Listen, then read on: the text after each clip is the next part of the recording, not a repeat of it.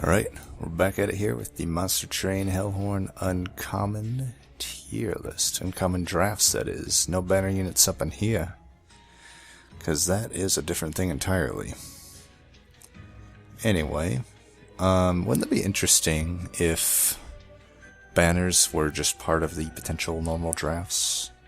They used to be with Bounty Stalker, but let's not get too carried away on tangents, as I often do. Let's get to it here. Battering Ram. It's one of those cards that's probably better than I give it credit for, but it's, for me, a C tier card. It is a 3-cost, single-target, front-loaded damage card that needs a lot of setup to shine. And I don't know. I mean, there's probably runs where you can really lean into it and maybe do like -1 or -2 cost and have it hold over or something. But even then, it's like you kind of need like piercing on top of that, I feel. Just a lot of moving parts you need to make this actually carry a run. I find often I'll have a run that seems like it makes sense to add it, but then it just ends up being win more. It seems like a very win more card in a lot of situations for me, but there are the rare occasions where you just don't find rage, you don't find Alpha Fiend type scaling, and then you find a bunch of armor. You're bound to if you didn't find any of that, and then maybe Battering Ram is your only option then to actually win the game. I could see that happening. In fact, I think I had a seed once where I lost, and I remember Heart beat it by basically doing that. So it's definitely something that can come up, but it's rare, I feel. So to me, it's just a little bit underwhelming. It has a very high ceiling, but the floor is obvious. I don't like starting with it either. Like, starting with it sucks. I'll be honest, it's almost D tier for me. I give it like a C-. The next card is Branding Right. It's a card that was a much better pre-DLC. I'm putting it in the B tier, though. I still think it's okay. What it has lost is it loses its a few things. It loses its ability to just kill every backliner in the game, aside from Purifier. That's how it was in the pre-DLC. Now it won't even kill anything past the first 3 rings, really. Like, it won't even kill a Quill Hunter if the Quill Hunter has shards.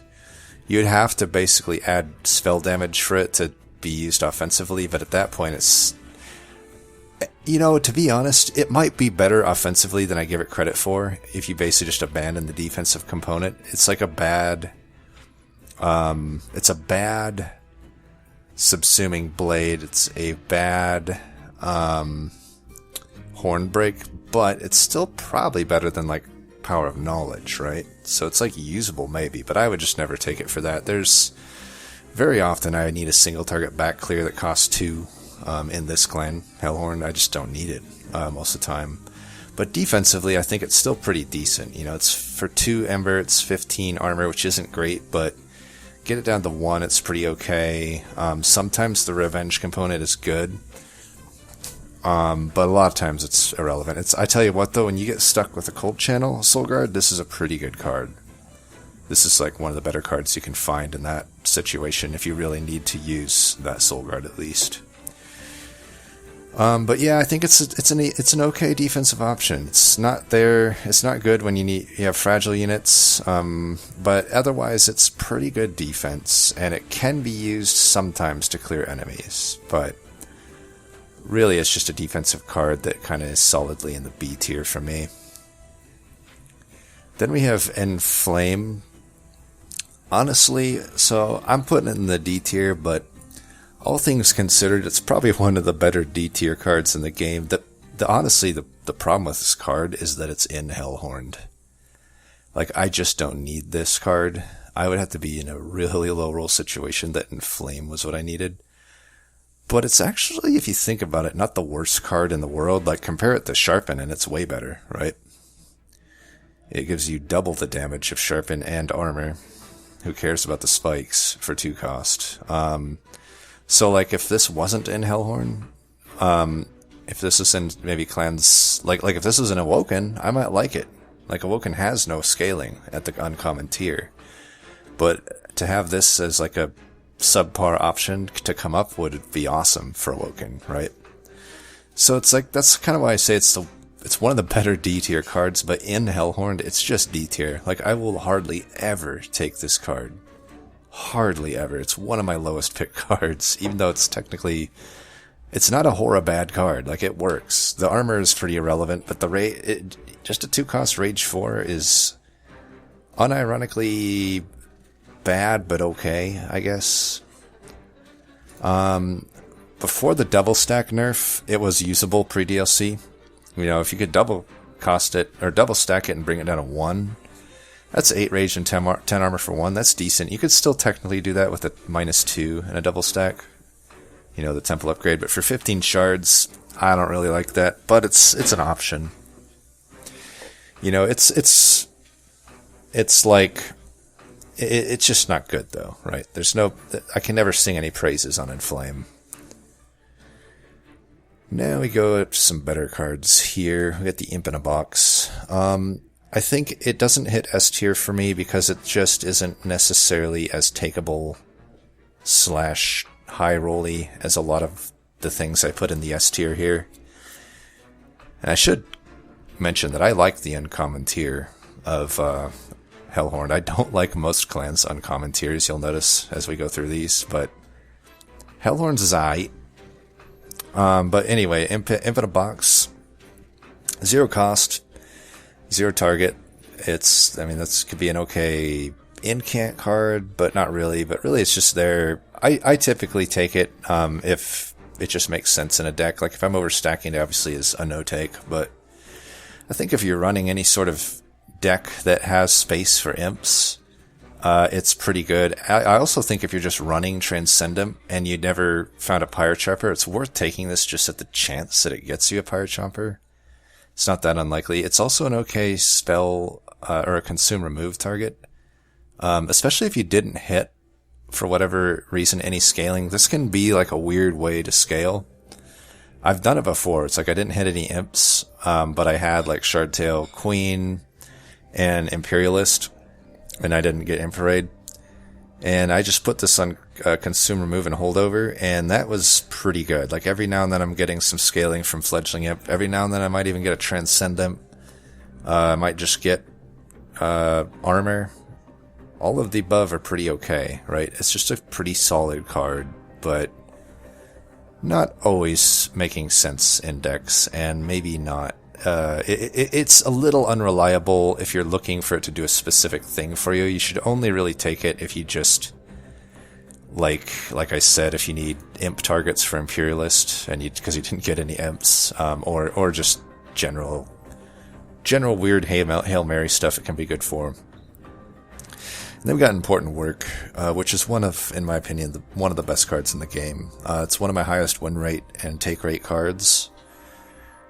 So facetiously, yes, it's not always takeable, obviously, if you're not running imps. Happens, right? But if you have imps, especially if you have an endless imp, this is 100% a take all the time. And I don't know any other card that might win out over it. It's an incredible spell chain and holdover target in that case. That just runs on its own, you know. You can combo that with a Transcendent or a Fledgling Imp, and that's usually enough to just be the winning combo in a run. They even nerfed it, and it's still God tier. They used to give you 2 Ember, believe it or not. And Transcendent used to cost 1, believe it or not, and both are still God tier. But yeah, Important Work's just the best imp card you can hope for. It sacks your imp, it redraws, so like, it can help you dig if it's not an endless imp. If it is an endless imp, it literally doubles the amount you can summon with it. Gets around Ember Drain if you need that. Allows you to sacrifice imps if you need that. Just too damn good. And speaking of imp cards that I don't like, Impressive. I am not impressed by Impressive. I just don't like it. It feels bad to start with it when you don't have imps, of course, but even then, it's like a situational Titan's Gratitude, basically. Or I guess more comparable to Crypt Builder in terms of damage, I guess. But I don't know. This class already has pretty decent removal, pretty good front-loaded damage. I rarely find I need that. The only reason I'm taking Impressive is because I missed on other ways to sacrifice my imps, really. That's it. Like, I could care less about the damage component, and it also costs 1, which sucks. So it's like, you have to spend Ember on it. But I will say, there are runs where I take it. Maybe I'm giving it too low of a rating here, but I just don't like the card to a degree enough that I put it to the bottom of D tier here, because I hardly take it. Like I said, I'd rather have a horn break, by the way. 100% I'd rather have a horn break as an imp sack option. I can sack my imps for the same amount of ember. True, I don't get the 50 damage to the front line, but I have the flexibility, if I don't want to kill an imp that turn, to still just kill any backliner in the game with horn break. So that just kind of puts it in perspective, I feel. I just don't like impressive. I think it's very underwhelming. Maybe if it costs 0, I don't know. I don't know what you could do to change the card to make me like it. It's just like any other imp-related card is better to me. Just anything with imp in the name that isn't this is better. Even the bad imps. Not that there are many. No, there really are no bad imps. So speaking of no bad imps, this is one I had probably in the A tier. But when I looked at my data and saw how low the take rate was, I had to drop it to B. It's a card that you definitely remember when it does good things for you, right? Like if you have an endless one and just like you can do endless this plus imp in a box is a perfectly fine play. That's a pretty strong run usually. But you can also do it for really high roll stuff like Last Stand and whatnot. And those are the ones I tend to remember with Impish Scholar, but then I also forget just how many times it shows up in a draft and it doesn't end up making sense for my deck. Like, a lot of times I just don't have a consume pool that's really gonna be consistent enough for this to be good for me. So I find it to be pretty swingy in what it can provide for a run. I think it's good. I don't think it's like consistently always worth adding to a deck though. But incredible ceiling. Very, very high ceiling. Just not much of a floor either. Now this card I feel goes to the S because of its floor, Inferno. And I'll be honest, I may not love it quite as much as everyone does, but I still love it, right? I'm still putting it in the S. And to be honest,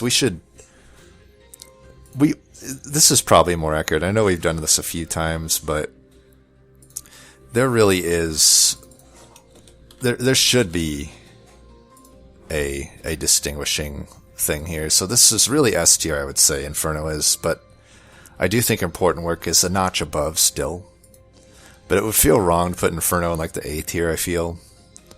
Because it is just such a solid card. You know, you can take it. The 3 cost is the only bad part about the card. Everything else is pretty good. I guess you could argue killing your own units is also a bad part of the card, but you know, piercing in Divinity, in the Divine World of where everybody for some reason has Spell Shield, like everybody and their mother has Spell Shield in the Divinity fight. Inferno doesn't care about that, right? And those wide floors of 1,000,000 health people, you know, you can do 1,000,000 damage with Inferno. And by 1,000,000 I mean 100 for Inferno, and by 1,000,000 I mean like 200 to 300 health for the tanks and stuff for the enemy. You know what I'm saying. Anyway, Inferno, it's okay. It's okay. I mean, it's good. It's great. Cost it down usually. Permafrost, good Permafrost target. Good Cheater's Hand target. Hold it for when you need it. Or just play it every turn if you got a -2 Divine Temple upgrade. All those are fine options. I will say at a 3 it's a bit awkward. I think it definitely wants an upgrade. It's not one of those like Imp in a Box where you just add it and it's good already. I think it's still okay at 3. It just sometimes you have to spend your whole turn doing that, and it's really hard to justify. So that might be why I don't like it as much. I think because it requires upgrades, in my opinion, to really be consistently usable. Is why I don't have it in my God tier. But hey, it's in my S tier. Don't grab the pitchforks yet. Now this one may be controversial. Marcia Shields, I have it in my B tier. I'd probably even put it, probably behind Branding Right. Just because I don't take it as much as Branding Right, I guess. Theoretically it should be better because it costs less, right? And it does about as much armor. It does 2/3 the armor that Battering Ram does. Although, another component about Battering Ram is if you have any way to heal back, it of course is actually worth the full 20 armor in that case. Just a little note on Battering Ram that I missed. But, March of Shields, I don't know. It's like often with Battering Ram, I'm playing it on a backliner. Whereas March of Shields, you obviously can't do it for that. So if it's just for the armor component, I don't think it's that worth it, just to slam it on your tank for 10 armor.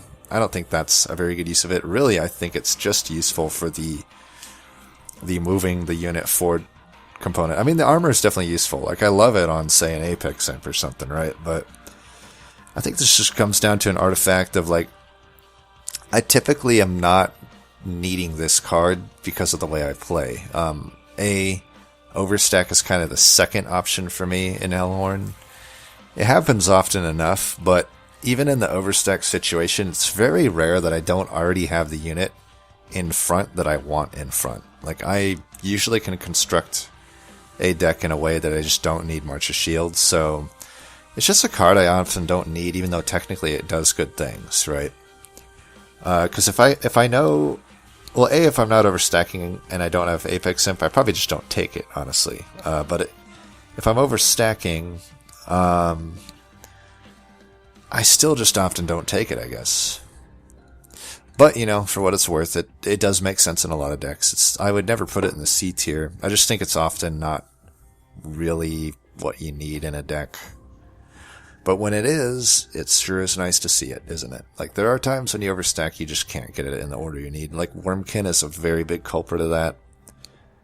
Or just sometimes you need to shuffle. Like, a Sketches deck, for example. If you need to shuffle the units and let one that's about to die go in the back and start healing up, right? Or not in the back, but at least a second slot. So it has its uses. It's pretty good, but I don't think I love it as much as most. I think a lot of people value this card a lot, and I don't really value it that highly. Then we have Chomper. Here's a card I used to think was like pretty shitty. I'm putting it in my B tier. It's actually, I think, pretty good now. It may even jump up to A one day for me. It's definitely, of all these cards, it's the one that has trended upward the most for me.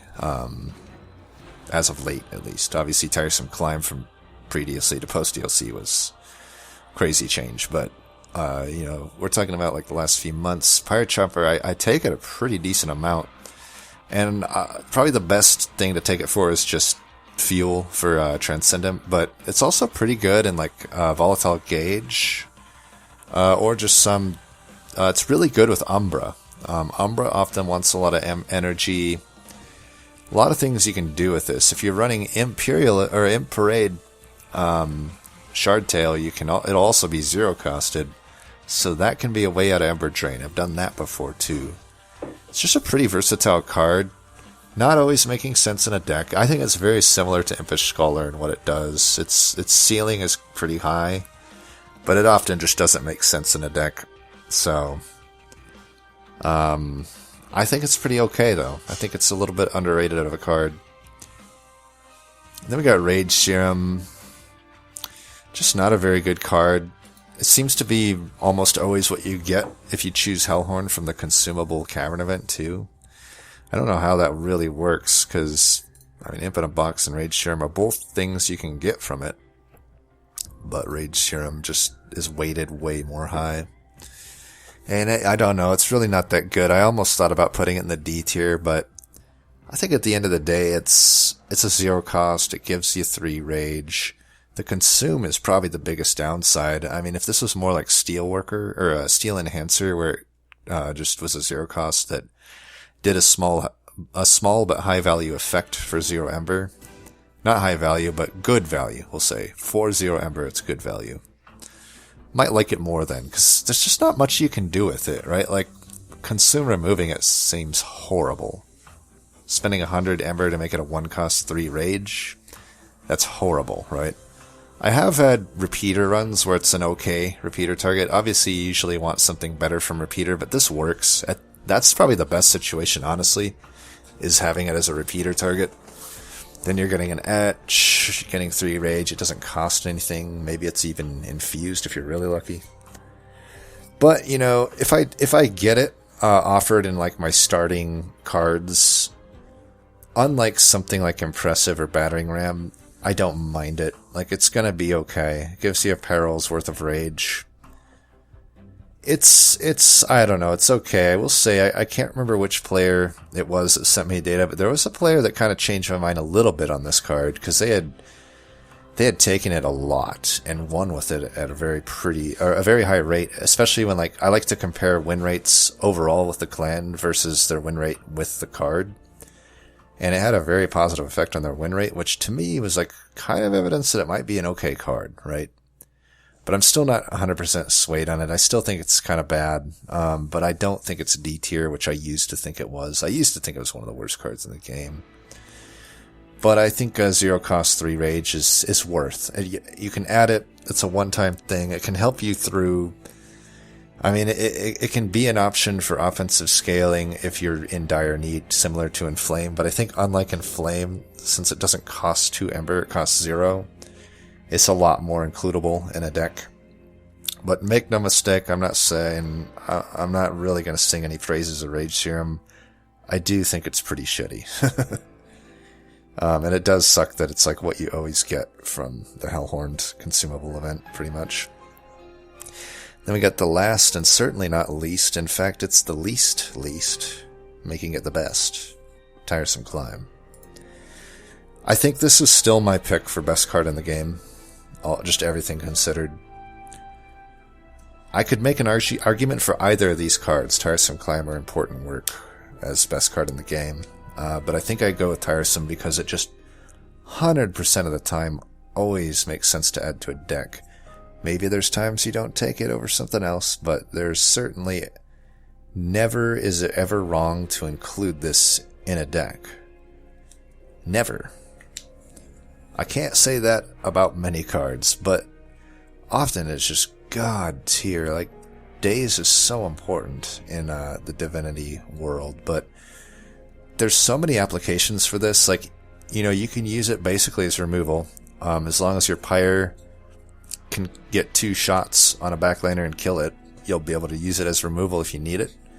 You can also use it to same way that you'd use any other like hidden passage card for any ascend shenanigans. You know, you can move enemy shielded tanks out of the way. You can move your own units up and overstack them, even though they will get the dazed, which kind of sucks.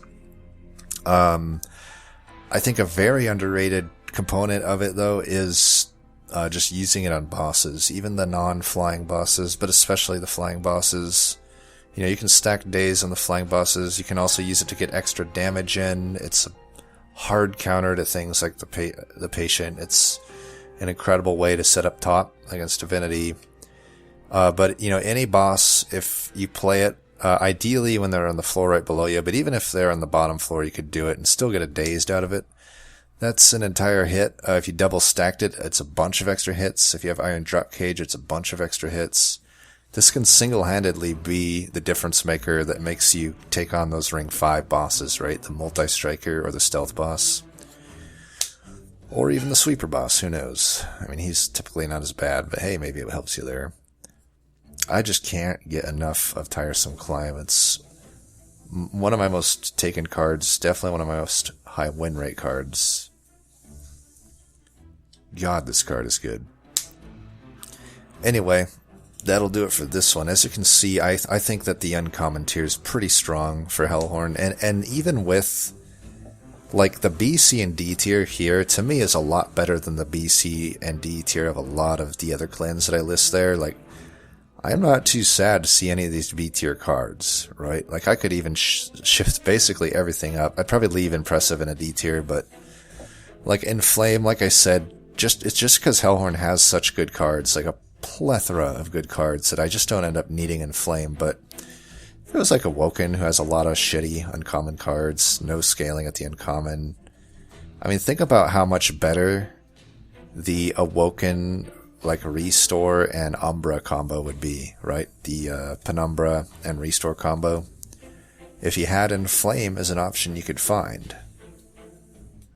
Like if it was just an Awoken card. Doesn't make any sense to be an Awoken card. I'm not saying that that should happen or anything. I'm just trying to compare across clans here and say, that Inflame, it's a better card, right, than the D tier of these other clans, but you kind of have to rate it within the context of the clan too, I feel, right?